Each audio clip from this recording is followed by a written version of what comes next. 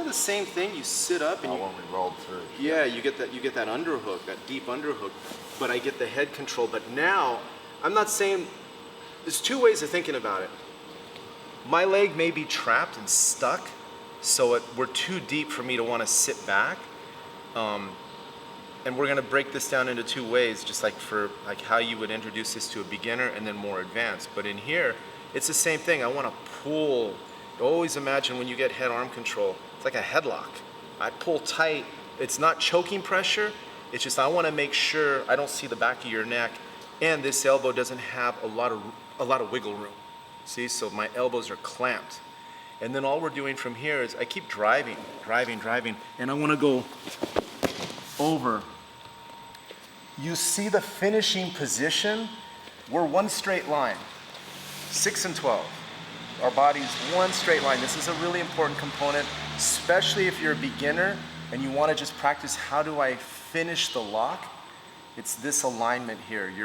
Your head is right on my chest. My arm is in here. We lock the figure 4 control. Elbows down, and then slowly we start to walk the hips in.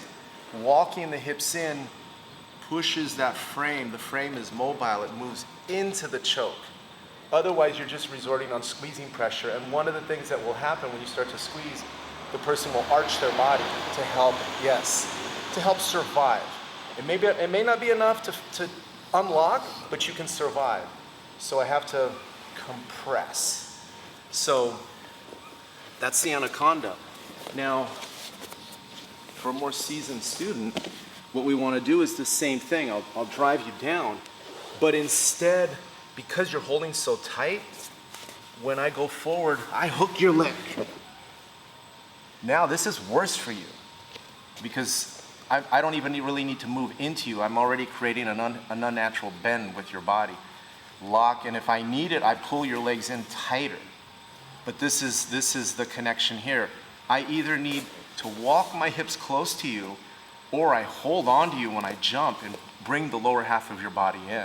This is the worst position to end up in because you personally have to unlock your feet and try to disengage, to survive.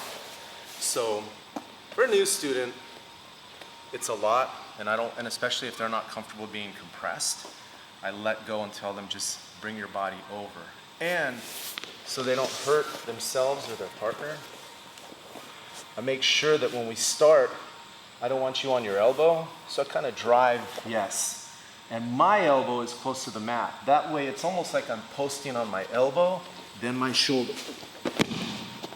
And then adjust the position so in the beginning, we're one straight line. Then I can bring my arm in here.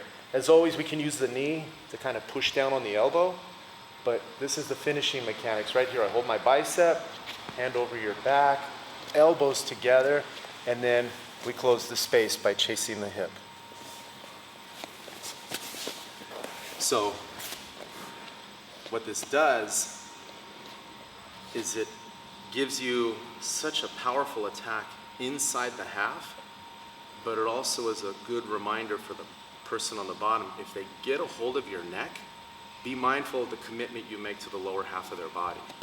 Because if they get a good enough bite, that's gonna come back to bite you. You may need to give up the leg work and the pass. Perfect. Looks good.